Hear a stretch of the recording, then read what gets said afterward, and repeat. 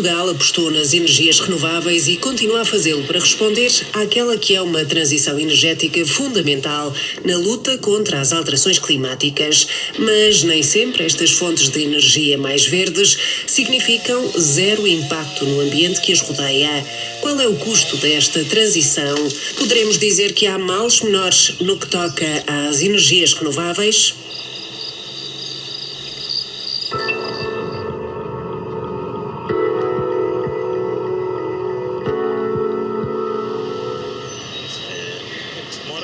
Houve um programa que teve sucesso, que foi o programa eólico em Portugal. Não foi tudo perfeito, mas globalmente podemos dizer que foi um programa de sucesso. Mas houve uma série de programas que foram programas sem sucesso nenhum, ou verdadeiramente, em alguns casos, verdadeiras barbaridades, como foi o caso do Programa Nacional de Barragens, que foi um desastre completo. Destruíram-se vários rios para nada, para produzir eletricidade 2 ou 3 vezes o preço médio do mercado. Sem qualquer espécie de vantagem para o país. Investiu-se num programa de queima de madeira, que é uma má opção. Faz sentido usar resíduos lenhosos, em particular de operações agrícolas, por exemplo, para o aquecimento doméstico nas zonas rurais. Não faz sentido nenhum pensar que a madeira, ou as chamadas plantações energéticas, em particular baseadas na madeira, são uma fonte energética substituta do petróleo. Não faz sentido ir por aí, e tentou-se apostar nesse tipo de coisa, com custos altíssimos e sem nenhuma vantagem. No caso das barragens hidroelétricas e de alguns parques eólicos, põe-se a questão de requalificar e modernizar os já existentes, cujo impacto ambiental e social já se sentiu. O setor eólico acredita que na próxima década o material utilizado no fabrico das pás já seja 100% reciclável. 2021 foi o ano com maior capacidade fotovoltaica instalada, um total de 1.777 megawatts de potência, mais 701 megawatts do que no ano anterior. O Plano Nacional de Energia e Clima tem como meta alcançar uma capacidade fotovoltaica superior a 9 gigawatts até 2030. Onde se instalam estas estruturas energéticas? O Centro Pinos realmente andava distraído sobre este assunto até mais ou menos há um ano, no final do inverno de 2021, em que fomos contactados porque existia um pinhal fantástico que nós conhecíamos há bastantes anos, que ficava localizado no perímetro florestal de São Salvador, em Viseu, e que ia ser alegadamente abatido para instalar uma central fotovoltaica solar. Nós ficámos muito surpreendidos porque tratava-se do abate de 300 hectares de floresta, a maioria Pinheiro Bravo, e era uma floresta bem gerida, que tinha investimento público, que tinha inclusive ensaios de investigação. Felizmente esse projeto estará suspenso, tiveram o bom senso de não avançar com ele, mas alertou-nos para esta situação. O fotovoltaico centralizado é uma das tecnologias que tem o seu papel, mas tem alguns problemas de conflitos. Vimos isso no caso da herdade da Torre Bela e estamos a assistir a outras situações dessas noutras partes do país. O Governo quer e bem promover o fotovoltaico, optou por aquilo que é mais fácil, que é outorgar concessões de grandes centrais, centralizadas, porque é aquilo em que, enfim, o mercado está mais interessado, porque é aquilo que dá retorno financeiro mais depressa. Infelizmente, as coisas que dão retorno financeiro mais depressa nem sempre são aquelas que são melhores para a economia do país, muito menos para o ambiente. Se há más práticas, se de facto me diz que há um parque fotovoltaico que, para ser construído, teve uma licença para abater sobreiros ou outras espécies protegidas, eu acho isso um erro, mas foi de quem aprovou e de quem implementou. As más práticas não podem penalizar a energia. Desde meados de 2021, que praticamente todos os meses há em consulta pública avaliações de impacto ambiental para a instalação de centrais fotovoltaicas e quase sempre há áreas de floresta que é previsto o seu abate. Nós neste momento já participamos em 7 consultas, praticamente todas, menos uma, previam a desflorestação. Nem sempre é líquido exatamente perceber qual é a área que vai ser ser desflorestada, parece-nos que está a ser algo desvalorizado esta questão da desflorestação. O segmento que devia estar a ser mais acarinhado é a energia descentralizada, em particular o solar descentralizado, quer térmico, para aquecimento de águas sanitárias e também para a climatização, quer o fotovoltaico. Tem a dificuldade da sua instalação ser um pouco mais complexa e um pouco mais cara no investimento inicial, mas tem várias vantagens importantes. Uma é que os custos futuros são menores, porque há menos perdas, promove as comunidades de energia e, portanto, faz com que todos os cidadãos percebam que têm algo a contribuir também para a produção energética do país. Aqui talvez nós não tenhamos noção da importância que a floresta tem e do valor que a floresta tem. Aí se calhar não cabe aos promotores ver essa importância, mas cabe-nos a nós como sociedade e isso reflete-se nos documentos públicos de políticas que existem. Portanto, nós temos que a Lei de Bases do Clima, por exemplo, a Estratégia Nacional para as Florestas, temos que realmente ver reconhecido o papel único que as florestas têm. E para isso é importante encontrarmos juntos alternativas. Podia ser utilizada na tal hibridização que hoje em dia está na lei, que é possível haver um parque eólico e nesse parque eólico duplicar a potência, mas não em pico, portanto, é a mesma potência, duplicá-la, porque elas se complementam. Durante a noite há mais vento, durante o dia há sol.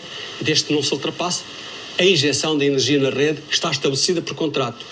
E mesmo isto é sujeita a estudo de impacto ambiental.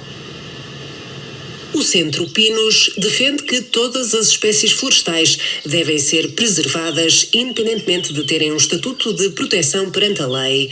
Desde que começaram a participar nas consultas públicas, assistiram à proposta de abate de um total de 1.500 hectares de floresta.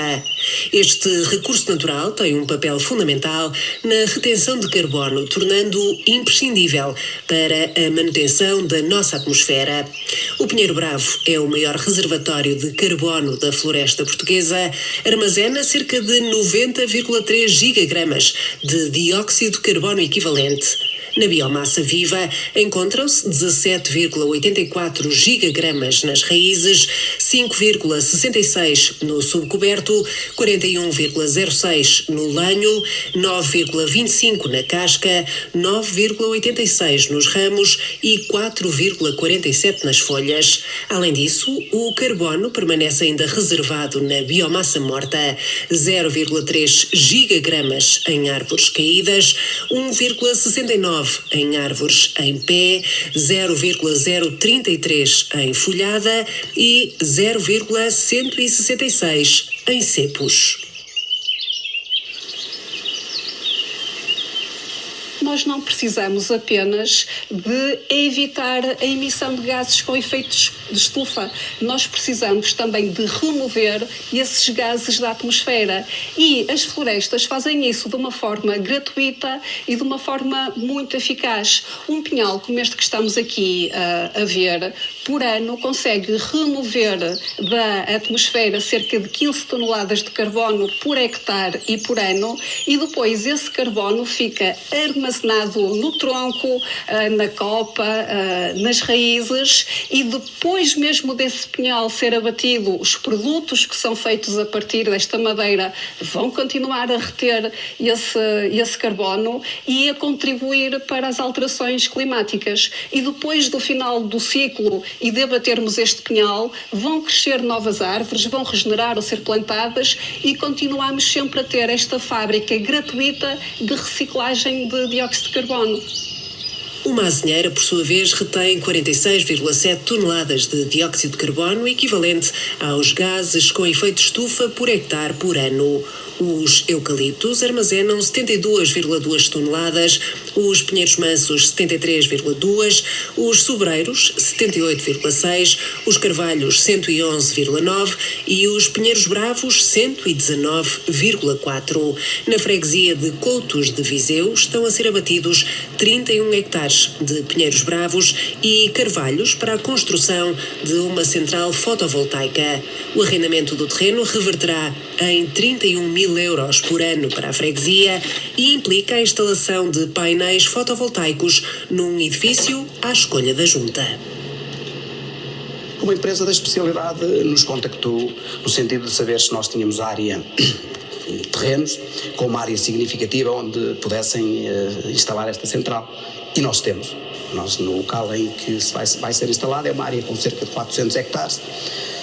E tínhamos essa área e a empresa verificou o terreno, viu qual era a área que lhe interessava e assim fizemos o negócio do arrendamento de uma área de 31 hectares. Apesar de, teoricamente, o sul do país ser a zona com maior exposição solar e por isso que atrairia mais o interesse, aquilo que nos estamos a perceber é que realmente há projetos dispersos um pouco por todo o país. Portanto, há aqui realmente uma corrida, um interesse que não conhecemos, pode não ser exatamente todo de base racional, digamos. Faz parte do contrato de arrendamento que o terreno é cedido depois da empresa ter todos os licenciamentos para o efeito. E isso compete à empresa e é quem licencia o investimento. Penso que é a Direção-Geral de Energia e também o município. Portanto, neste momento a instalação da central está licenciada, portanto, se alguém tinha que se preocupar com estas questões não somos nós não somos entidade licenciadora. Nós sabemos que projetos de menor dimensão podem nem ter avaliação de impacto ambiental. Aí nós sabemos que a APA também estava a preparar uma regulamentação para criar aqui algum tipo de regras à volta desse tipo de projetos, porque tem toda a razão. Os projetos que têm avaliação de impacto ambiental são os de maior dimensão e pode haver aqui iniciativas que estão a passar deste crivo de quem está a acompanhar esta situação. A floresta está a ser toda dizimada através da doença do pinheiro, no mato do pinheiro. Mais de 30% porventura da madeira está toda seca, das árvores secaram e nunca ninguém se preocupou com este assunto, nem as entidades oficiais, nomeadamente o ICNF, nem a Associação Reza e Pinos ou outra qualquer associação ambientalista. Nunca ninguém nos veio perguntar se precisávamos de ajuda, como é que se podia controlar e nivelar esta doença. Portanto, e nós aqui por 5 anos não existia lei floresta nenhuma, porque ela está a morrer a olhos vistos. É uma questão de ainda há árvores por abater, é uma questão de irem ao local e confirmar aquilo que eu estou a dizer.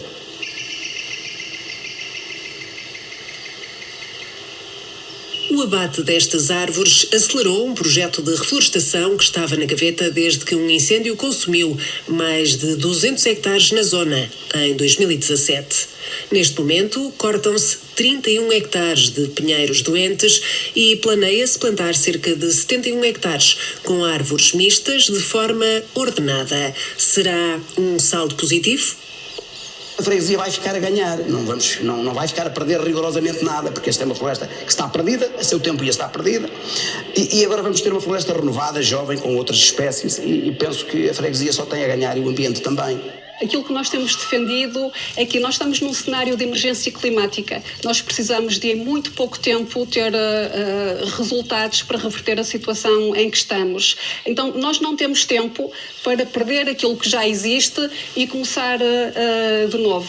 Aquilo que nós temos defendido é que o importante é encontrar alternativas e preservar a floresta que temos.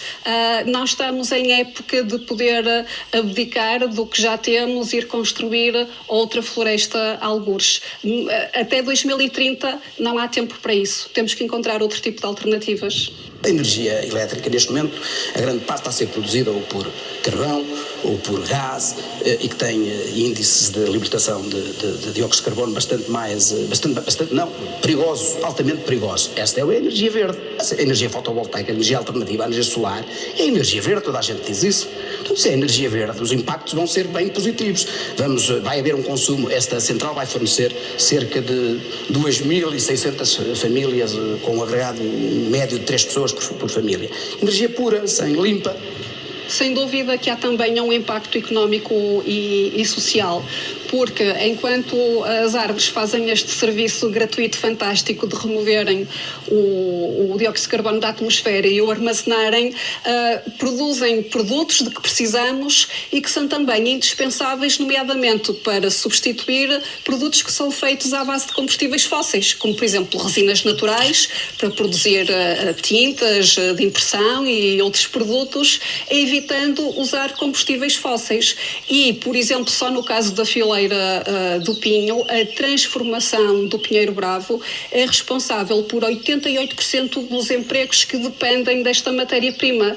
Isto são muitas famílias, muitas pessoas que dependem desta matéria-prima e que podem ver tudo esfumar-se com uma desflorestação descontrolada.